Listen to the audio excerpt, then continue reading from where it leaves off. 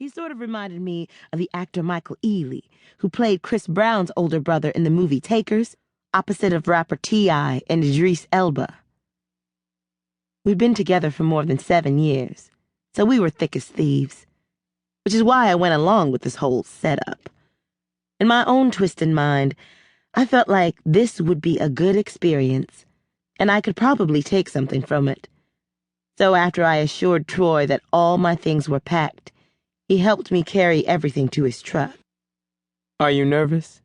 he asked me after he placed my luggage inside the truck. "Not really, but I do feel a little weird staying at your homeboy's house," I replied, and then I sat down on the passenger seat and closed the door behind myself. Troy climbed into the driver's seat and closed his door. "Leon ain't just my homeboy. He's like a brother to me. Trust me, he's going to make sure you're all right." Troy turned on the ignition and put his black F-150 in drive and then sped off. As he drove away from our house, I took one last look at it because I knew it would be 7 days before I saw it again. The ride to Norfolk didn't take long at all. Troy and I talked about the do's and don'ts the entire drive, and before I got out of the truck, I laid down a few rules myself. Just like the TV show, I instructed him to make her sleep in the guest room. I also instructed him to make sure she walked around in presentable attire. And before he went to bed at night, he needed to call me.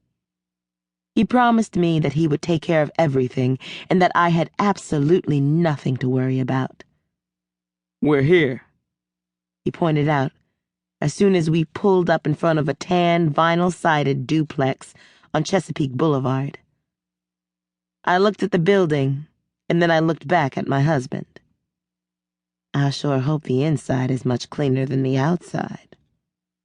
Troy cracked a smile. "They keep a decent, clean house, so you'll be fine." I gave him a nonchalant expression.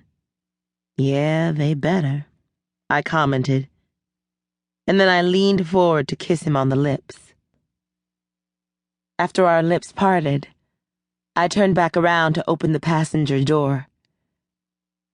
Before I could make my exit, I noticed a video vixen-looking chick walking in our direction. I figured it had to be Leon's wife, Charlene. "Is that your friend's wife?" I asked Troy.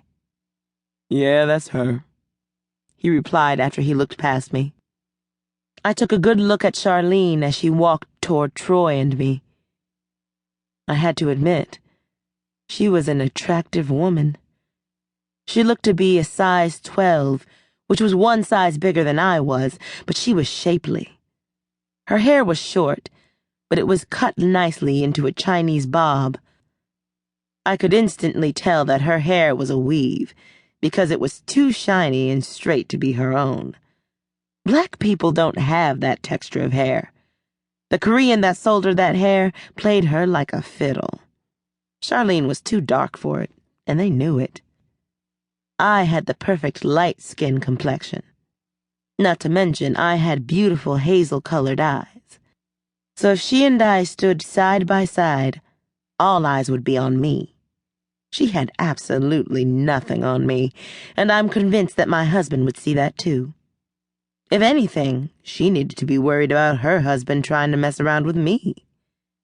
I was a force to be reckoned with, so she'd better be careful. She walked up to the truck, showing all her damn teeth.